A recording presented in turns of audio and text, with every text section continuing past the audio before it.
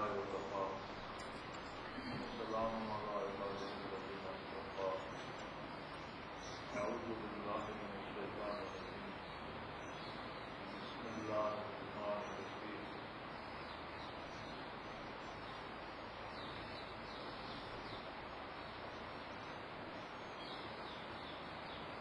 بعض لوگوں کو عدم علم کی وجہ سے یہ اعتراض ہوتا ہے اور بہت بڑا اعتراض ہے کہ مسلمانوں میں تصوف جو ہے مراد یا یہ چیزیں جو ہیں یہ ہندوؤں سے آئی اور اس کا اسلام سے کوئی تعلق نہیں. جوگی جو تھے وہ بڑے چلے کاٹتے تھے اور بڑے مشکلیں اور دودھ پیاز کاٹتے تھے اور مختلف قسم کے کمالات حاصل کرتے تھے.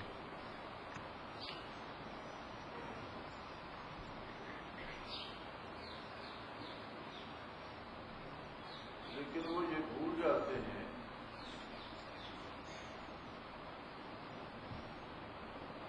کہ اصل لفظ تزکیہ ہے. تصوف کوئی شے نہیں ہے. تصوف لفظ تزکیے کے ترجمے کے طور پر استعمال کیا.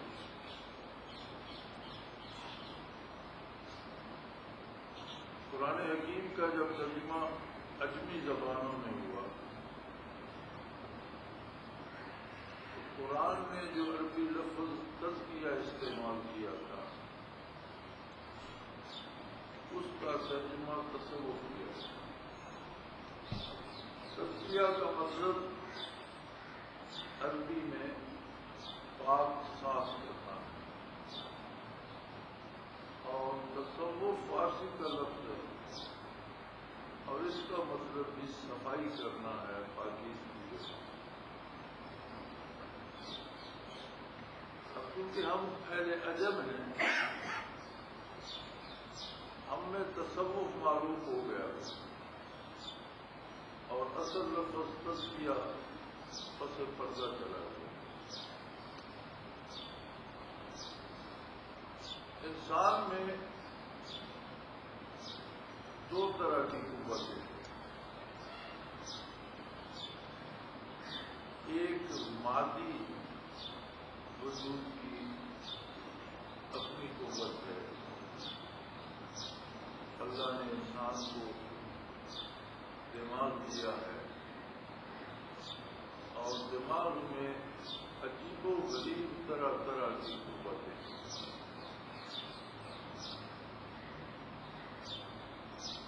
دنیا میں جتنی آپ کی ایجادات دیکھ رہے ہیں سب دماغ ہی کی کاوش ہے. مادی دنیا میں جتنی تبدیلیاں دیکھ رہے ہیں کہ اللہ کا رسول صلی اللہ علیہ وسلم اللہ کی طرف دعوت دیتے ہیں اللہ ہی کی باتوں سے, اللہ کی آیات سے. یتلو علیہم آیات وَيُزَكِّيهِمْ جو بھی قبول کرتا ہے اس کا تزکیہ کرتا ہے. اور اس کے بعد وَيُعَلِّمُهُمُ الْكِتَابَ وَالْحِكْمَةَ پھر انہیں اللہ کی کتاب اور اس کے مفاہیم حکمت کی تعلیم دیتے. تو یہ تزکیہ جو ہے یہ تعلیم کتاب و حکمت سے مقدم ہے اور ایمان لانے کے ساتھ اس کا عمل شروع ہو جائے. نبی کریم صلی اللہ علیہ وآلہ وسلم کے قلب اطہر میں اللہ کریم نے وہ قوت ولیت فرمائی کہ اول و آخر ساری کائنات کے قلوب اسی قلب اطہر سے روشن. آپ صلی اللہ علیہ وسلم امام الانبیاء ہیں اور بالواسطہ ساری انسانیت کے نبی اور رسول۔ باقی انبیاء جو ہیں ان کو جو فیضان اور برکات نصیب ہوئی اس میں بھی توسل نبی کریم صلی اللہ علیہ وسلم کا ہے۔ سارے نبی نبی ہیں لیکن حضور کے سارے امتی ہیں، اور باقی امتوں کو جو برکات پہنچی اپنے انبیاء سے اس کی بنیاد بھی ذات اقدس محمد الرسول اللہ صلی اللہ علیہ وسلم ہے، کیونکہ آپ رحمت للعالمین ہیں ساری کائناتوں کے لیے۔ جہاں تک اللہ کی کائناتیں ہیں، جہاں تک اللہ کی مخلوق ہے، عالمین میں ایک اللہ جل شانہ کی ذات کو چھوڑ کر باقی جو کچھ ہے سب کچھ شامل ہے۔ اللہ کے بعد اللہ کی ساری تخلیق جہاں تک ہے اس کے لیے رحمت ہے محمد رسول اللہ صلی اللہ علیہ وسلم۔ تو طلب اثر میں وہ قوت تھی کہ روز اول سے تا بعثت بھی جتنے قلوب منور ہوئے بنیادی طور پر وہ روشنی طلب اثر محمد رسول اللہ جاتا ہے۔ جب خود مبعوث ہو گئے تو نور اللہ نور ہو گئے۔ اب قیامت تک جو دل بھی روشن ہوگا وہ روشنی محمد رسول اللہ کا۔ یہ بات عقل کی نہیں دل کی ہو رہی ہے، مادے کی نہیں روح کی ہو رہی ہے۔ ہندوؤں کے جتنے مجاہدے یا کوششیں یا محنتیں ہیں وہ مادی عقل میں کوئی کمال پیدا کرتے ہیں، اور تزکیے کی ابتدا قلب سے اور روح سے ہوتی ہے۔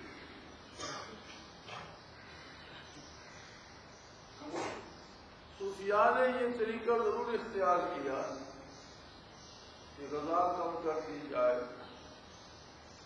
کم سویا جائے، کم باتیں کی جائیں، لیکن نبی کریم صلی اللہ علیہ وسلم نے تو ایسا کوئی حکم نہیں دیا۔ کوئی بھوکا رہے یا کوئی جاتا کو جاگتا رہے، بلکہ بعض صحابہ کرام رضوان اللہ علیہم اجمعین عبادت کے شوق میں شب بھر عبادت کرتے اور دل کو مزدوری کرنا ہوتی تو نبی صلی اللہ علیہ وسلم نے منع فرمایا عبادت بھی کرو آرام بھی کرو، تمہارے جسم کا بدن کا تم پڑھا عبادت کرو آرام کے وقت آرام بھی کرو، جو میسر ہو حلال پاکیزہ اچھا کھاؤ، لباس اچھا رکھو۔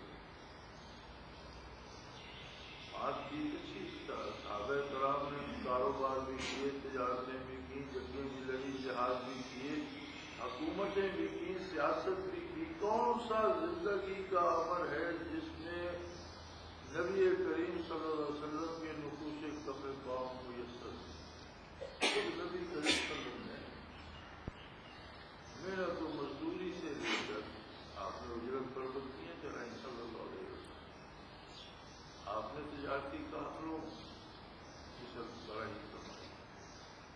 آپ صلی اللہ علیہ وسلم نے برادریوں کی جنگوں میں سمجھوتے اور صلح بڑھانے کا حصہ لیا، بیت اللہ شریف کے جھگڑے میں کھانے کرنے کا حصہ لیا، اور بعثت عالی کے بعد زندگی کے تمام امور میں حضور کے نقش قدم پا آج بھی نور بخشے ہیں۔ جنگوں میں آپ جرنیل بھی تھے، دوستوں میں دوست بھی تھے، قاضی بھی تھے، مفتی بھی تھے، امام بھی تھے، خطیب بھی تھے، حافظ بھی تھے، عالم بھی تھے، اور ریاست کے امیر بھی تھے، حکمران بھی تھے صلی اللہ علیہ وسلم۔ دماغ کو جو دنیا سے الگ کر کے دماغی قوتوں کو جلا بخشنے کے لیے غیر مسلموں نے محنت کی، روح کو جلا بخشنے کے لیے تمام دنیاوی امور کرتے ہوئے محمد رسول اللہ نے ارواح اور روح کو جلا بخشا اور اتنی روشنی بانٹی کہ جو لوگ حضور اکرم صلی اللہ علیہ وسلم کی سامنے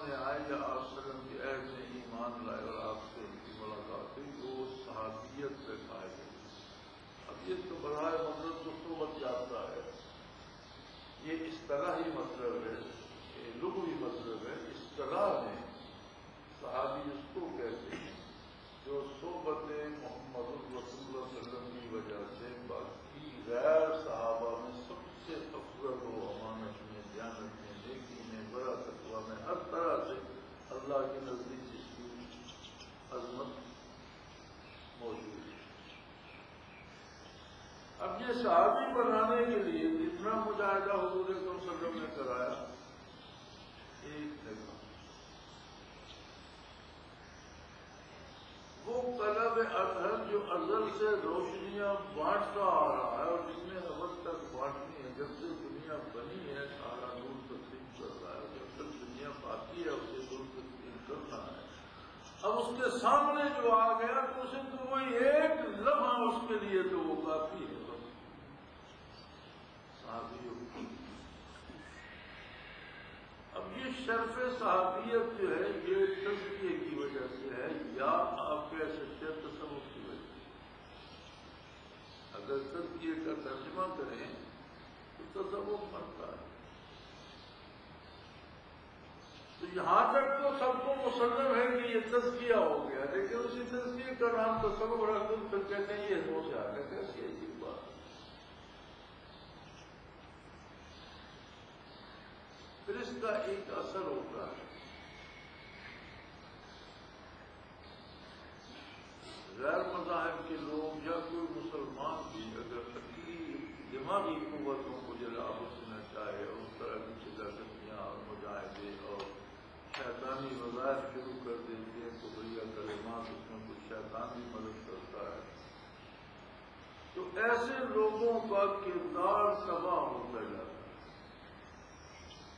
ان میں سے شرافت نکلتی جاتی ہے، برائی کرتی جاتی ہے اور لوگوں کے لیے ایذا کرتا ہوں۔ اس کا عملی زندگی میں حاصل یہ ہوتا ہے کہ عملی زندگی میں آدمی بدکار ہو جاتا ہے، بے عمل ہو جاتا ہے، عقیدے تباہ ہو جاتے ہیں۔ تصوف کا اثر یہ ہوتا ہے کہ اس میں جو بدکار بھی آتا ہے وہ اس کا سفر نیکی کی طرف ہے۔ اب یہ سمجھ لینا کہ گناہ شخص اللہ اللہ بھی کرتا ہے اور گناہ بھی کرتا ہے، یہ صحیح نہیں ہے۔ ہو سکتا ہے وہ دن بھر میں 100 گناہ کرتا اور اللہ اللہ کرنے کے بعد 50 کر رہا ہو، تو آپ اس کے 50 گناہوں کو گنتے رہیں گے، لیکن یہ نہیں دیکھیں گے کہ وہ کہاں سے واپس آیا، وہ کہاں پہنچ گیا، اور اگر اللہ نے اسے استقامت دی اور وہ کرتا رہا تو اللہ اس کی ان 50 سے بھی جان چھڑا دے گی، کیونکہ یہ تو ایک سفر ہے۔ اللہ ولی الذین آمنوا یخرجہم من الظلمات الی النور، اللہ دوست ہے ایمان والوں کا اور انہیں تاریکی سے نور کی طرف سفر کراتا ہے، نکالتا ہے تاریکی سے روشنی کی طرف۔ والذین کفروا اولیاء الطاغوت، اور جو کافر ہیں ان کا دوست ہوتے ہیں، ان کے دوست ہوتے ہیں شیطان۔ یخرجونہم من النور الی الظلمات، انہیں نور سے روشنی سے اندھیروں اور تاریکیوں کی طرف لے کر وہ چلتے ہیں، یعنی جو اس جمیلے میں پڑتا ہے جو حکموں سے آیات ضلع کشی اور وہ، تو عملی زندگی میں وہ برائی کی طرف بڑھتا جاتا ہے، اور جو تزکیے کی طرف آتا ہے عملی زندگی میں برائی چھوڑ کر نیکی کی طرف بڑھنا چاہیے۔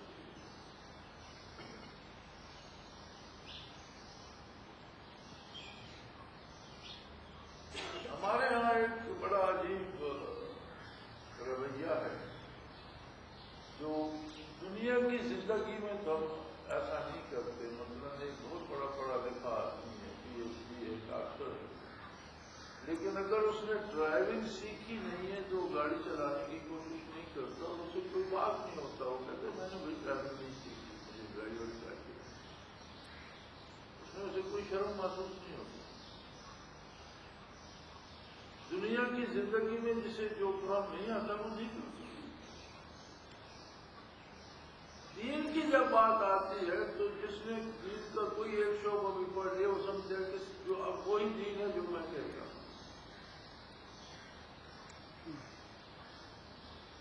دین کے بھی بے شمار شعبے ہیں، مفسر ہیں، محدث ہیں، فقہا ہیں،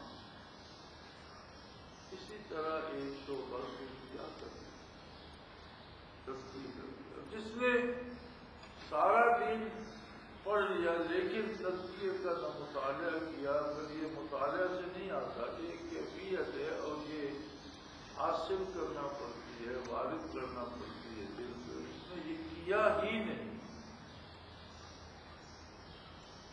میں نے آج تک ایک عالم دیکھا ہے، ایک عالم کے بارے میں کہ اسے کسی حضرت رحمۃ اللہ کے زمانے میں کسی نے فتویٰ حاصل کرنے کے لیے لکھا کہ یہ اس طرح کرتے ہیں یہ اور یہ کیا، اور اس کو یقین سمجھتے ہیں اس کے۔ ایک بندے نے جواب لکھا تھا کہ میں اس تصوف کے بارے میں کچھ نہیں جانتا، اس لیے میں اس میں فتویٰ نہیں دیتا۔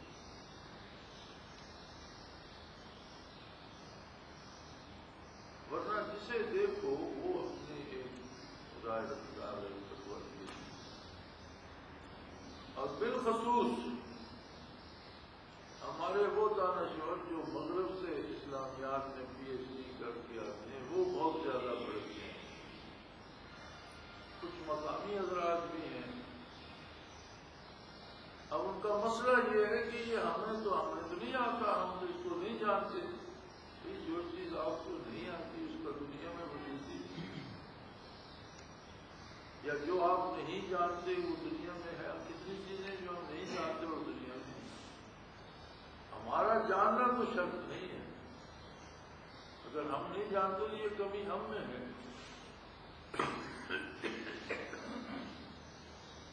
اب باہر جو پی ایچ ڈی کرتے ہیں اسلامیات میں، تو مجھے ایک دفعہ کینیڈا میں مونٹریال یونیورسٹی جانے کا اتفاق ہوا۔ مونٹریال کینیڈا کا بہت بڑا شہر ہے، اس کے وسط میں مونٹریال یونیورسٹی ہے، بہت بڑا پورا شہر یونیورسٹی۔ وہاں کچھ طالب علم تھے، کچھ بچیاں کچھ بچے انڈونیشیا سے مسلمان تھے، تو انہوں نے مجھے دعوت دی وہاں آنے کی۔ مونٹریال یونیورسٹی ہے، ان سے بڑا بات جو پوچھا ابھی شعبہ جو ہے اسلامیات کا وہ کہاں ہے، اسلامیات میں پی ایچ ڈی کرتے ہیں، ہمارے اسلامیات میں بھی ہیں جو اسلامیات سے پی ایچ ڈی مونٹریال سے کرتے ہیں۔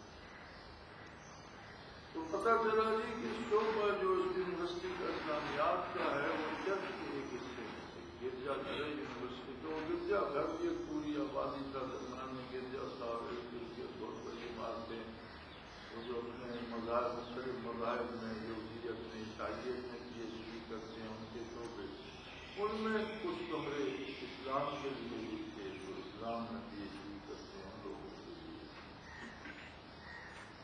تو پتہ کرنے پر پتہ چلا کہ جی 13 استاد ہیں جو اسلامیات میں پی ایچ ڈی کراتے ہیں، ان میں سے 11 یہودی ہیں، ایک خاتون اور ایک مرد، 2 مسلمان ہیں، وہ بھی کینیڈین مسلمان۔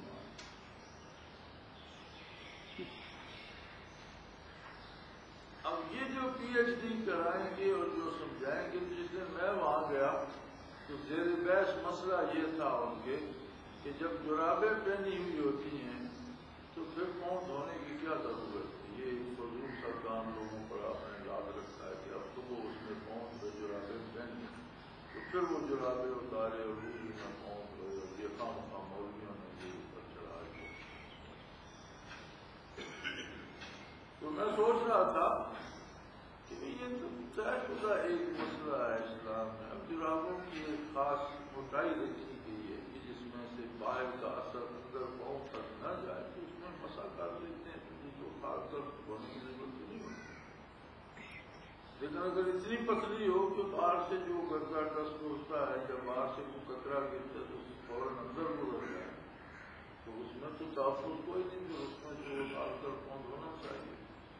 جبکہ ہمارے یہاں اہل حدیث حضرات اس کی پرواہ نہیں، جو میں کر رہا ہوں یہ احناف کا ہے قاعدہ۔ اہل حدیث حضرات جو ہیں وہ مطلق جراب ہو، جتنی بھی باریک ہو اس پہ مسا کر لے، یہ کوئی اختلافات ہے، اس کا بھی ایک جواز موجود ہے، پھر اس کو بحث کرنے کی کیا۔ اس طرح کی بے تکے سے اعتراضات چلتے رہتے ہیں، جن کا اثر ہوتا رہتا ہے۔ پڑھانے والے یہودی ہوتے ہیں اور پڑھنے والا اسلامیات میں پی ایچ ڈی کرتے ہیں، پھر وہ جب یہاں آتے ہیں تو نئے نئے کوشش سوچتے رہتے ہیں۔ حالانکہ عجیب بات یہ ہے کہ عیسائی ہوں یا یہودی، ان کے اپنے جو اہل علم ہیں، یہ اپنے پادری کہتے ہیں، عیسائی اور یہودی میں رہبی کہتے ہیں، ان کے روحانی کمالات کا چرچا کرتے رہتے ہیں۔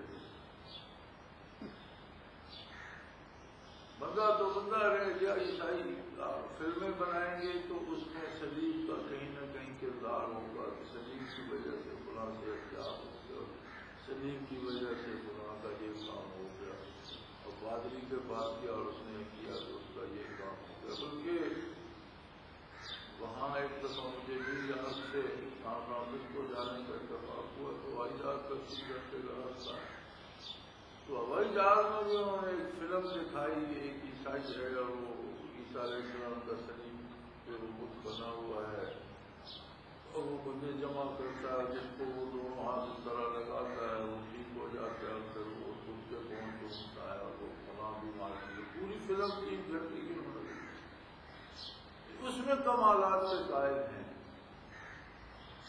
یہودی اپنے اہل علم کو رہبی کہتے ہیں، ان کے کمالات کے قائل ہیں، بلکہ جب تک وہ رہبی کوشر نہ کرتے، کوشر کوئی عبرانی کا لفظ ہے، جس طرح ہم حلال کہتے ہیں اس کا متبادل ہے، وہ کوشش نہ کرے تو کچھ کھاتے پیتے نہیں۔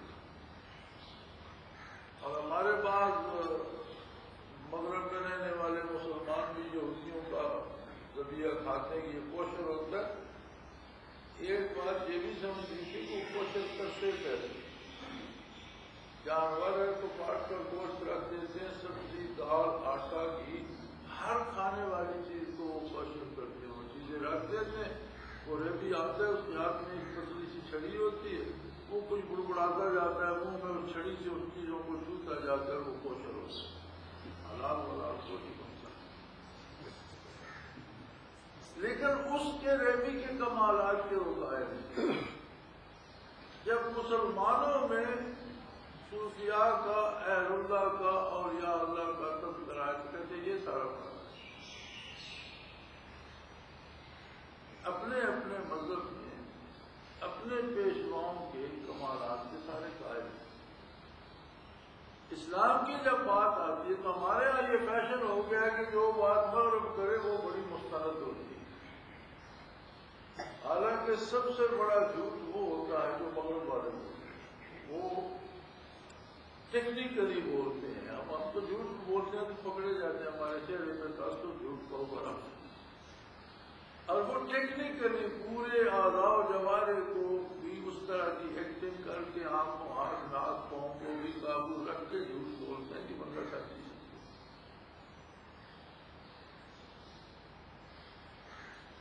اب جو ایک خدا کے بھی قائل نہیں ہے، اس میں بھی تثلیث کو داخل کر دیا، وہ کون سی بات سچی کر کے کون سی کری؟ ہمارے ہم جس کو سخت جھوٹا سمجھتے ہیں، کیونکہ ہمارے لوگوں کا ایک محاورہ ہے، یہ بہت جھوٹا، بس ایک بات ہے کہ اگر یہ کہ اللہ ایک ہے تو ہے ایک، وہ اس کی بات ماننی پڑے گی، باقی اس کی کوئی بات قابل اعتبار نہیں۔ جسے ہم بہت جھوٹا سمجھیں اس کے پاس بھی ایک سچائی تو ہے، وہاں تو وہ بھی کھو گئی، اللہ کو بھی انہوں نے دین میں پاس۔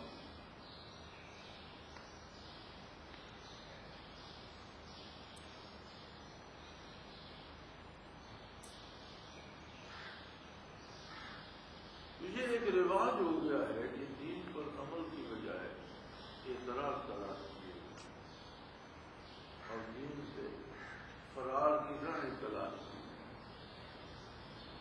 اس لیے کہ دین کو ایک مشقت یا بوجھ سمجھ لیا گیا ہے۔ مشقت اور بوجھ نہیں ہے، یہ اللہ کریم کا احسان ہے کہ وہ مشت غبار کو اپنے بارگاہ میں حاضری اور حضوری کی طرف سے باجاب فرمائے۔ وہ دن میں 5 بار فرائض ادا کرے اور براہ راست اللہ کریم کو سجدہ کرے، اور پھر تصور تزکیہ یہ ہے کہ اس عمل میں خلوص اور خلوص میں مزید گہرائی پیدا ہوتی ہے۔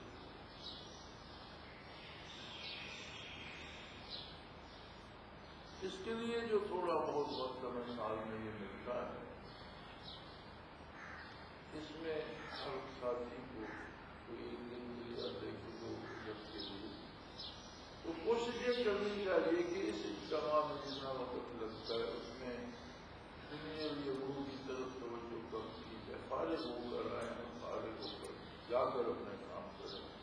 جس طرح ہم نماز کے لیے نیت کرتے ہیں تو ہر طرف سے فارغ ہو کر تکبیر کہہ کر اسی طرح تکبیر کہہ کر اپنے وقت کو شروع کریں اور پوری توجہ ذکر اذکار پر، تلاوت پر، اطاعت الہی پر. ایک ٹریننگ ہے، ایک تربیت ہے کہ ہمارے مزاج میں، ہماری عادتوں میں، ہماری ذکر میں ایک مثبت تبدیلی آئے. تو کوشش کریں، یہ یاد رکھیں کہ یہاں جو وقت آپ لے کر آتے ہیں یہ حصول برکات کے لیے. دنیاوی معاملات اور جھگڑے جھیڑے اگر آپ یہاں بھی لے آئیں گے اور انہیں پر بحث کرتے رہیں گے تو جس مقصد کے لیے آیا اس میں نقصان ہے. زندگی خود ایک مسئلہ ہے اور کوئی ایسا انسان روئے زمین پر نہیں ہے جس کے ساتھ مسائل نہ ہو. صحت و بیماری کی، مالی پریشانیوں کی، لین دین کی، گھریلو جھگڑوں کی، میاں بیوی کے جھگڑے، اولاد باپ بیٹوں کے جھگڑے، پڑوسیوں اور ملنے جلنے والوں. یہ زندگی کا ایک نظام ہے اور یہ اسی طرح چلتا ہے اور اسی کاروبار میں آدمی کو دامن بچا کے گزرنا ہوتا ہے. تو کسی ایک کے لیے دنیا کا نظام نہیں بدلتا. انبیاء اور رسول علیہ السلام پر بیماریاں بھی آئیں، صحت بھی آئی، اخلاق بھی آیا، مرض بھی آیا.